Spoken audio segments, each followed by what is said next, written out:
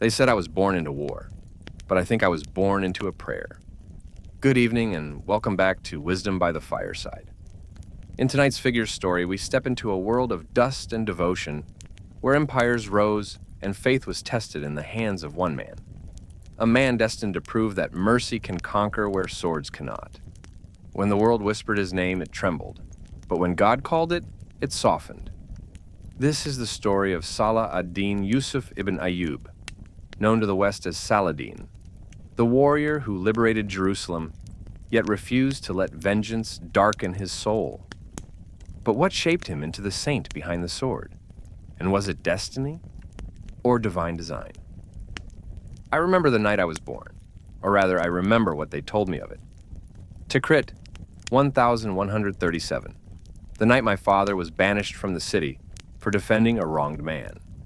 He left under the stars, disgraced in the eyes of men, but not in the sight of God. My mother said I cried louder than the horses that night, as if I too knew exile before my first breath. My father, Ayyub ibn Shadi, would one day say, "Had we stayed in Tikrit, you might never have learned what loss can build." Perhaps he was right. Perhaps every displacement in my life, every move from Tikrit to Baalbek, from Damascus to Cairo, was never punishment. It was preparation. As a child, I didn't dream of battles or banners. I dreamed of cities, of people praying in peace, of a call to prayer unbroken by siege or fear. But dreams are rarely gifts, they are assignments, and destiny often begins disguised as burden. Under Nur ad-Din Zangi, my first master and mentor, I learned that faith was not a word to decorate banners. It was a weight to carry with both hands. Nur ad-Din's gaze was sharp, his prayer longer than his sleep, his justice swift as the wind. He saw in me not a soldier, but a servant of something greater. He would often say, "Salah ad-Din, conquer your own heart first. Only then will you know how to conquer cities without destroying souls." At the time, I thought it poetry. Later, I learned it was prophecy. Years passed and Egypt called, a land rich in gold but poorer in unity, divided between ambition and betrayal. When Nur ad-Din sent me there to aid the Fatimids, I was young, too young to rule, too pious to scheme. But it was there that I learned the true face of leadership, that power is not earned by seizing the throne, but by surviving its temptations. The palace halls were scented with musk and deceit. Whispers of assassination swirled like incense. And in that smoke, I began to see how the devil bargains with leaders, not with swords, but with comfort. One night, while the city slept, I stood on the roof of the palace, looking over Cairo's glow. It was beautiful, but it felt hollow. And I whispered to the wind, "Lord, if you grant me victory, let it be victory over my own pride." That prayer would return to me many years later, when the world called my name louder than I could bear. But destiny doesn't arrive in parades. It arrives in the silence between storms. When your faith is tested, not by defeat, but by waiting. And I waited. I served Nur ad-Din faithfully, watching him grow ill, hearing rumors that he feared my rising fame. I prayed for him every night, because I knew that if ambition took root in my heart, God would uproot me from his favor. Then, one night word came. Nur ad-Din was gone. The empire trembled, and the armies turned their eyes to me. I was 31, too young, too unready, yet chosen by time itself. It wasn't glory that I felt that night. It was fear, because destiny had arrived, and it bore the weight of every prayer I had ever whispered. He didn't know then, but God was already preparing him for a war unlike any other. Not one between kings, but between mercy and vengeance, between pride and surrender, between the saint and the sword. They call power a blessing, but to me, it felt like a test. When Nur ad-Din passed away, Egypt fell into mourning, not for him, but for what his death left behind. A kingdom without an anchor. The nobles whispered, the viziers schemed, and the crusaders watched from afar. like vultures circling a wounded lion. And in the midst of it, they turned to me. To a man who never sought the throne, I remember the day they placed the robe of rule on my shoulders. It was made of silk, but it felt heavier than armor. Every thread seemed woven from prayers and expectations. Men bowed before me, but I felt my knees weaken beneath the weight of it all. That night, I locked myself in my chamber and wept. I prayed until my forehead bruised against the stone floor. And in the stillness of that prayer, I heard what I can only describe as a whisper from within. "You did not choose this, Yusuf." I did. From that moment, I stopped resisting destiny. Not because I wanted power, but because I feared disobedience to the one who had written my path. The first months were chaos. Corruption ran through the palace like veins of poison. Every man with a title wanted more, and every soldier sold his loyalty twice before dawn.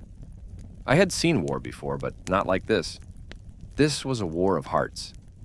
When I ordered reforms, they laughed. When I forbade bribes, they grew silent. When I gave away gold from the treasury to feed the poor, they called me naive. But I remembered Nur ad-Din's words. True conquest begins at home, within your own court, within your own soul. So I conquered greed with generosity, and deceit with patience. One afternoon, I stood in the palace garden watching a gardener plant young date palms. I asked him, "How long before they bear fruit?" He smiled. "In 30 years, my lord."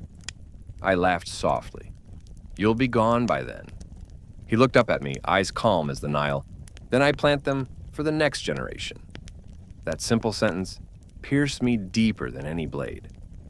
That day, I swore that every decision I made, every policy, every war, every mercy, would be for those who came after, not for those who applauded today. Yet whispers followed me. They said I wanted to claim Nur ad-Din's lands for myself, that I used faith as a banner to hide ambition. It stung, because it wasn't entirely false. You see, even the faithful are not free from the desire to be remembered. Sometimes we confuse the echo of our name with the whisper of God. And so he tested me again.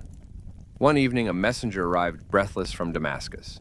Nur ad-Din's young son, al-Salih, had been overthrown. His generals begged for my help to restore order. I rode through the night, across burning sands and restless borders, my heart heavy with memory. When I arrived, the city was in disarray.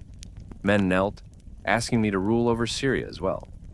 For a brief moment, I hesitated. It was the kind of hesitation that splits history. I looked toward Nur ad-Din's old palace, empty now, cold, silent, and I asked myself, was I continuing his legacy or replacing it? That night, I slept uneasy, and I dreamed. In my dream, Nur ad-Din stood before me, smiling, his hand resting on my shoulder. He said only one thing: "Do not inherit my power, Salah ad-Din. Inherit my prayer." When I awoke, my decision was made. I refused to claim Damascus by force. Instead, I united the people through treaties and respect. And one by one, the cities began to open their gates willingly. Aleppo, Hama, Mosul, not conquered, but convinced. Because hearts can be conquered only by faith, not fear. By the time the sun rose over the citadel, I knew my destiny was not to sit upon a throne, but to kneel upon it. And though my armies grew and my empire expanded, the battle I feared most had yet to begin. The one not between nations, but between mercy and revenge. He didn't know then, but the call from Jerusalem was already echoing beyond the desert, and the test of his soul was drawing near. There are wars that begin with swords, and others that begin with prayers unanswered. For years, peace lingered like a fragile flame in the wind. We rebuilt Egypt's schools, its mosques, its dignity. Pilgrims walked safely through the markets of Cairo again. The call to prayer rose unbroken over the city, and for a while I believed the storm had passed. But storms never ask permission. The first messenger from the north came at dawn, his face white as ash. "The Franks," he said, trembling, "have taken caravans, pilgrims bound for Mecca. They have spilled blood on the road." I said nothing. He placed before me a blood-stained cloth. I remember staring at it so long that the world around me blurred, not from rage, but from grief. I turned away and whispered, "O Lord, if vengeance belongs to you, then teach me how to serve justice without staining my soul." That prayer would follow me into every battlefield that came after. Word spread quickly. The Crusader king, Reynold of Chatillon, had broken truce and mocked the sanctity of the Hajj. He was a man of arrogance, clever in cruelty, deaf to mercy. He captured women, children, merchants, claiming they were trophies of war. And yet, I hesitated. The men around me called for war. They cried, "God's house is insulted." But I remembered Nur ad-Din's voice, "Conquer your heart first." I spent that night in prayer, not for victory, but for clarity. At dawn, I looked out over Cairo's skyline, gold under the rising sun, and felt something shift inside me. Not anger, purpose. If I must lift my sword, I told my council, then let it be in defense of those who cannot lift theirs. Not for glory, for balance. They did not understand at first, but I had seen enough kings rise with vengeance and fall in arrogance. My war would be different. My war would be righteous, or not at all. The months that followed were a storm of steel and faith. We gathered armies from Aleppo to Alexandria, a tide of banners bearing the name of God. But before every march, I knelt alone. The men thought I prayed for victory. I prayed for restraint. Once, my brother Al-Adil found me alone before dawn, eyes heavy with sleeplessness. "Brother," he said softly, "you bear this burden as though it were punishment." I looked up and answered, "Because it is." Every sword drawn in anger draws a line between man and his lord, and I fear crossing it. Then came Hattin. The plain shimmered under a burning July sun. The Crusaders marched toward us, proud, confident, thirsty. We lured them into the heat, and when the smoke cleared, they were broken. Thousands captured, their banners fallen, their king trembling before me. And there, among them, stood Reynold. He glared at me with defiance still in his eyes. I offered him water. He drank, arrogance to the last drop. Then, I turned to the king of Jerusalem, Guy de Lusignan, and offered him the same cup. Reynold sneered, "You show kindness to infidels now?" And I said quietly, "I do not kill thirst. I quench it." But his crimes were beyond mercy. He had slaughtered the defenseless, mocked the name of God, and defiled the pilgrimage. I could not let such blasphemy live. And yet, even then, I did not act in rage. I looked him in the eyes and said, "It was not I who broke the peace. It was you who broke your word. I will not kill you as an enemy. I deliver you to the justice you earned." Then the sword fell. The men around me shouted Allahu Akbar, but I did not. I felt no triumph, only the weight of accountability before the Almighty. For victory without humility is the loudest form of defeat. That night I could not sleep. I walked through the silent camp, listening to the wind move through the tents, and asked myself, was this what destiny demanded? Or had I crossed from justice into pride? But before dawn, a cool breeze swept through the valley, soft, cleansing, like forgiveness. And I knew then, God does not abandon those who fight for his mercy more than his might. He didn't know then, but this act of restraint, this quiet prayer in the ashes of war, would open the gates to something far greater than any kingdom, the liberation of a city once lost, and the redemption of a world divided. They say destiny announces itself with trumpets, but for me, it arrived in silence, on a wind that carried both victory and fear. After Hattin, the world shifted. The Crusaders' strongholds began to crumble one by one. Acre, Ascalon, Beirut. Their flags lowered quietly, as if ashamed of their own defiance. Men began calling me Al-Malik al-Nasir, the victorious king.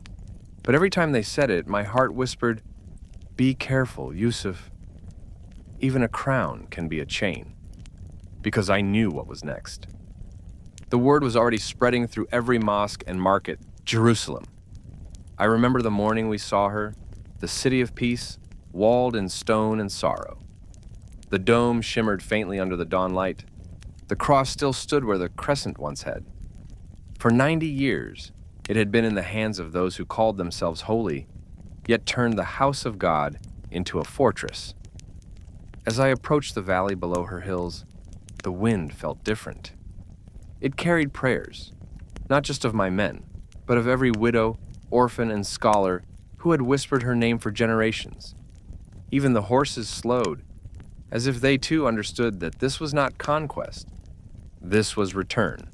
We surrounded the city, but I gave my commanders one rule: no blood shall be spilled within its walls.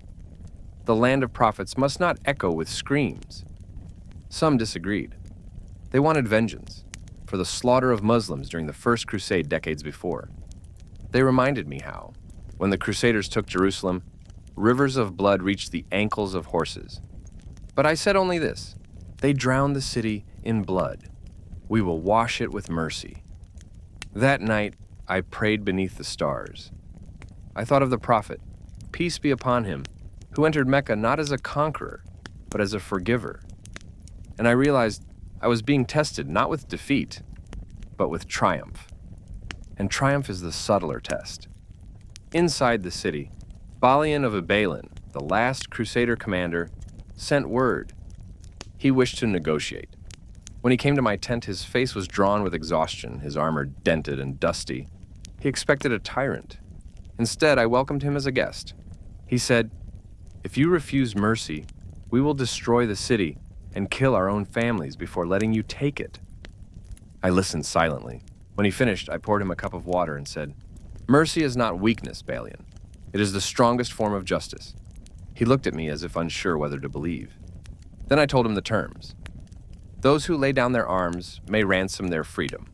Those who cannot will not be harmed. No woman, no child, no priest will be touched. No church desecrated. He was stunned. "You would spare those who spared none?" I answered, "Because I fight for God, not for myself. And God does not delight in cruelty." On October 2nd, 1187, Jerusalem opened her gates. The people of my army entered not as destroyers, but as pilgrims returning home. No house was looted. No blood was spilled. The city sighed, as though heaven itself exhaled. I dismounted near the Al-Aqsa Mosque, where the Crusaders had once stabled their horses. The air smelled of dust and repentance. I entered barefoot. The muezzin's voice trembled as he called the adhan over the city for the first time in nearly a century. And when the echo rolled through the hills, men wept openly. Even some prisoners fell to their knees, not in fear but in awe. Later, I walked through the narrow streets. I saw mothers reuniting with lost sons, merchants opening shutters to the light, and monks carrying their icons in peace. It felt as if time itself had stopped to witness what mercy could do where vengeance had failed. One of my officers approached me, eyes wet. "My lord," he said, "today you have achieved what even kings before you could not. You have freed the city of prophets." I looked up at the golden dome glinting in the sunset and replied, "No, my friend. I did not free it. He did. I was merely the hand." That night I slept little. The city was quiet. Too quiet. From my window I could see the lights of the Christian quarter glowing softly in the distance. And I realized something. Perhaps true victory isn't when your enemies kneel before you, but when they no longer fear you.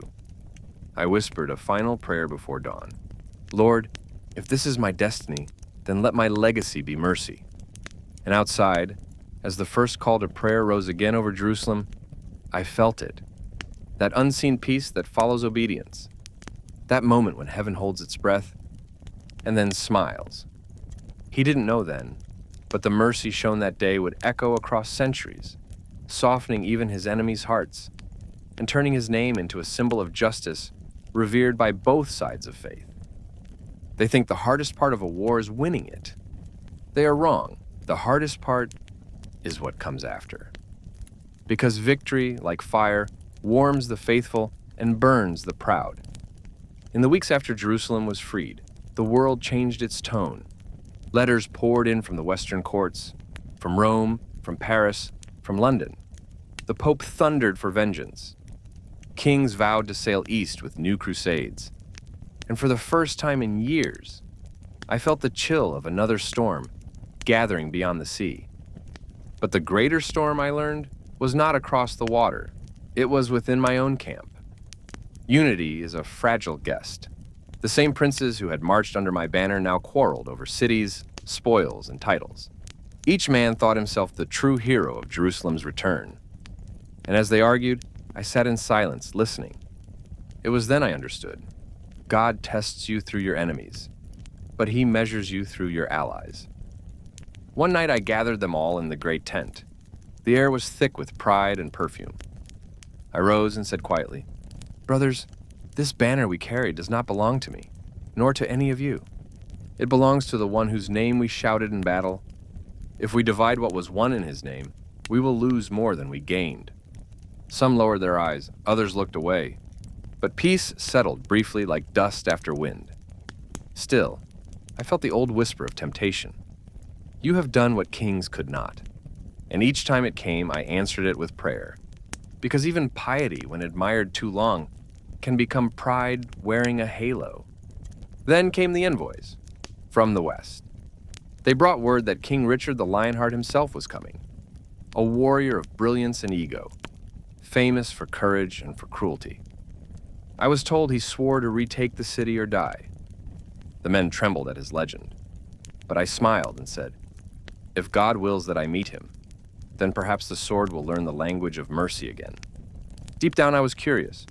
Would the knight of legend understand a king who prayed before he fought? Would he see faith as strength or as weakness? While we waited for his fleets, I visited the hospitals of Jerusalem. I wanted to see the faces for whom this war had been fought. A nurse led me to a wounded crusader captive. His arm was gone, his lips dry, his eyes full of fear. He whispered, "Why spare me?" I said, "Because every breath you take proves that mercy wins battles, vengeance never could." He began to weep, and I realized that the healing of this city would come not from rebuilding its walls, but from softening the hearts within them. Still, my body grew weaker. Years of campaign, sleepless nights, and fasting and stress began to gnaw at me. My physicians begged me to rest. But how can a man rest when destiny keeps knocking? One evening I looked over Jerusalem from the citadel balcony. The muezzin's voice rose again, echoing through the valleys. For the first time in my life, I let myself breathe. And I thought, perhaps this is what paradise feels like. A moment when peace lives between heartbeats. But peace, I knew, never stays long. Beyond the horizon, sails were already appearing. White crosses on red fields, slicing the Mediterranean like omens. That night I could not sleep. I turned to my scribe and said, "Write this down. The greatest trial of the victor is not to lose to pride after defeating his foes." He dipped his pen in ink and smiled. "Will history remember such words?" he asked. I looked at the flame flickering beside us and whispered, "Only if God allows it." He didn't know then, but the meeting between two warriors, one bearing the cross and one bearing the crescent, would soon test the very meaning of honor. And in that test, the world would learn that true greatness lies not in who conquers, but in who forgives. They called him Richard the Lionheart, a name that thundered across the seas long before his ships appeared on our coast. Men said he fought like a storm, laughed in battle, and prayed as fiercely as he killed. And I wondered what kind of heart could hold such opposites. Perhaps the kind that God sends to test another. The first time I saw him was not on a battlefield, but from afar. His standards, fluttering white with the red cross, gleaming beneath the sun of Acre. His arrival split the sky with drums and trumpets, and my scouts whispered, "The Franks have found their lion." I only answered, "Then let the lion meet the servant of the most merciful." For months the war seesawed like a tide. He would strike with brilliance, then vanish to prey. I would surround his lines, then lift the siege to spare the sick. It was as if two mirrors faced each other, each reflecting the courage and the limits of the other. One afternoon, word reached me that Richard had fallen ill with fever. My generals urged attack. "The enemy lies weak," they said. I looked toward the Crusader camp, its banners drooping in the heat, and replied quietly, "Shall we strike a man when God has already humbled him? Mercy is worth more than victory bought by cruelty." I sent my personal physician with fruit, snow for cooling, and rare medicine. The messenger returned astonished. He said the great king had smiled faintly and murmured, "Tell Saladin I have found a noble enemy." I whispered to myself, "No, Richard. You have found a servant who fears his lord." Weeks later, we faced each other at Arsuf. The roar of men and metal shook the earth. He charged through my ranks like fire through dry grass, and for a heartbeat, I thought destiny would claim me there.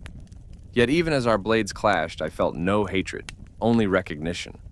Two instruments in the same divine symphony, playing different notes of the same will. When the dust settled, neither side had truly won, but something unseen had shifted. Respect. That night, I rode alone along the shore. The waves hissed like whispers from heaven. I thought of the years behind me: Tikrit, Nur ad-Din, Cairo, Jerusalem, and realized the pattern. Each rise had followed surrender, not ambition. Each triumph had come when I chose restraint over rage. Perhaps even this meeting with Richard was no accident, but a mirror placed by God to remind me what courage looks like when it bows before conscience. Months turned to weary seasons. Our armies bled and starved, yet neither heart broke. So I sent envoys again and again, until the day came when peace itself rode between us. Richard agreed to a truce. Jerusalem would remain under Muslim care, but Christian pilgrims could enter unharmed. He asked only one thing: to pray once more in the Holy Sepulchre. I consented. When he approached the city gates, I did not meet him with soldiers, but with silence. He looked upon the walls, nodded slowly, and turned away without entering, perhaps understanding that sanctity belongs to God alone, not to whoever guards its stones. Before he sailed, he sent me a final message. "We may never meet again, Saladin, but know that I would rather lose Jerusalem to your mercy than win it through my cruelty." I read it twice, then folded it beside my prayer mat, and I thought, even lions kneel before truth when they see it shining. That night, I walked to the courtyard of Al-Aqsa. The moon bathed the dome in silver. I raised my hands and said, "Lord, you send enemies to teach humility, allies to test loyalty, and trials to prove faith. Let me finish my days as I began them, not a king, but a servant." And as I bowed, a cool wind swept through the colonnades. The lamps flickered, and for a moment, I felt Nur ad-Din's voice again. "Conquer your heart first, Salah ad-Din." I smiled through tears. At last, perhaps I had. He didn't know then. But the peace he forged with his foe would echo long after their bones had turned to dust. A whisper across centuries reminding rulers that honor and faith can share the same throne. The war ended not with swords, but with sighs. The Crusaders sailed away. The banners came down. And the camps that once thundered with drums now slept beneath the wind. For the first time in decades, the Holy Land exhaled. And so did I. But peace, I discovered, carries its own kind of fatigue. When a man lays down his armor, he finally feels the weight he has been ignoring. I returned to Damascus, the city that had raised me in the shadow of Nur ad-Din's justice. Its streets glowed with lanterns, and children shouted my name as if I were a legend carved from the old tales. They threw flowers at my horse's feet. I smiled at them, yet inside, I felt a strange hollowness. Victory, I thought, is loud, but gratitude is quiet. That night, I entered the Umayyad Mosque. It was empty except for the sound of my own footsteps. I knelt on the cool marble and whispered, "O Lord, you gave me everything that men desire, and now I ask you to take everything that distracts me from you." The more I thanked him, the more I saw how little of the world was truly mine. My servants often found me walking through the poorer quarters of the city. I gave away gold until the treasurers protested. One day, my physician said gently, "Sultan, you empty the coffers faster than we can fill them." I answered. A full treasury cannot buy a clean conscience. So I spent what remained, feeding widows, freeing prisoners, repairing wells. When the accounts were finally drawn, they found only 1 dinar and a few silver coins left in the vault. A kingdom built by faith had nothing to show but peace. And that, I decided, was wealth enough. Yet my body betrayed me. The years of campaign, the sleepless vigils, the desert suns, they had been counting silently. I grew weaker each day, fever rising like a second sunset inside my skin. Physicians prescribed rest. I prescribed remembrance. One evening I called my son Alafdal and said, "When I am gone, let no man build marble over my grave. Let my shroud be plain cotton, for I came into this world barehanded, and I will leave it so." He wept and promised. I smiled. Good. Then perhaps your father will finally sleep. As the illness deepened, I asked that the wealth of my household be distributed before my death. They found no gold, no jewels, no silk. Only a few worn garments, a wooden bowl, and a sword that had not been drawn in years. The treasurers stared, astonished. "This is all?" I nodded. When a man meets his creator, the only coin of worth is mercy. The night before the end, I drifted between sleep and prayer. I dreamt I was again that boy in Tikrit, watching my father leave the city under exile. But this time, he turned back and smiled. Behind him rose the walls of Jerusalem, shining not with stone, but with light. He said, "Now you know why we were sent away, Yusuf." When I woke, dawn was breaking. The call to prayer floated through the window, like the voice of forgiveness itself. I whispered the Shahada and felt the world grow weightless. At the funeral, they carried before my coffin a torn cloak fastened to a spear. A herald cried to the crowd, "This is all that remains of the one who ruled from the Nile to the Euphrates." And the people wept, not for loss, but for awe, because they understood what the kings of the earth had missed, that power dies, but righteousness endures. They buried me where I had asked, beside the mosque whose call had once guided me through battle. The stone above my grave reads only, "Here lies the servant of God, Salah ad-Din Yusuf ibn Ayyub." I look back now across the fire of memory, and I see the pattern as clearly as stars in desert sky. Every exile had purpose, every defeat hid a gift. Every victory demanded humility. Destiny was never a crown placed upon my head. It was the hand that kept lowering my gaze toward heaven. So tell me, when God withholds what you crave and grants what you never asked for, do you call it misfortune or divine timing? He didn't know then, but centuries later, even his enemies would speak his name with reverence, not fear. Because the world may forget battles, yet it never forgets mercy. They say the desert forgets no footprints. Perhaps that is why history still whispers his name, carried by winds that move between ruins and prayers. But I have learned something deeper, sitting here by the fire of remembrance. It is not his victories that echo through time. It is his restraint. It is the way he looked at power and saw a mirror, not a throne. When I walk through modern streets, when I hear the noise of men chasing titles, I sometimes imagine Salah ad-Din among them. He would smile at our palaces of glass and steel, and perhaps he would ask one quiet question: "Are you servants of justice or slaves of ambition?" And the silence that would follow would sound a lot like truth. Because mercy is not weakness, it is discipline. To forgive when you can destroy, to give when you can keep, to bow when you can rule. These are the victories that heaven records when the world looks away. Centuries after his death, the very foes he fought built monuments in his honor. In cathedrals and castles, his name was spoken not with bitterness, but with admiration. Richard's own chroniclers wrote that the greatest knight of Christendom met his equal in the Sultan who ruled by faith. Imagine that, a man praised by the very hands that once raised swords against him. But that was always God's way with him. He turned enemies into witnesses. He made the battlefield a classroom. And he wrote his lessons not in blood, but in conscience. If you listen closely, you can still hear that lesson. It hums beneath every struggle where power tempts the heart. It asks of every leader, every parent, every soul who commands others? Will you rule with vengeance or with virtue? When destiny gives you the crown, will you remember who placed it there? Because that, I think, was the final truth of Salah ad-Din's life. He never saw destiny as privilege, he saw it as accountability. And when his time ended, he returned it all, untouched.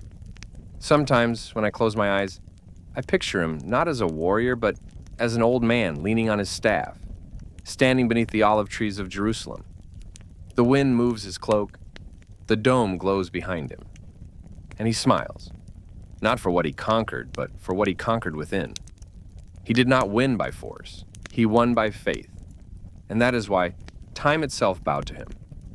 So tonight, as this fire fades and the shadows lengthen, ask yourself, what would you have done in his place? Would you have chosen mercy over pride? Would you have seen God's plan hiding beneath your hardships? Would you have waited long enough for divine timing to unfold? Maybe that's the real battlefield. Not in the sand of Hattin or the stones of Jerusalem, but inside every human heart that must choose between self and surrender. Good evening, my friend, and thank you for sitting beside this fire tonight.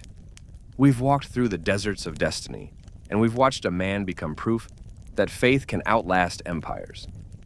Remember, greatness is not what you build, it's what you're willing to give back to God. If this story touched your heart, share it with the ones you love. And if you would like to listen to more like it, you know where to find us.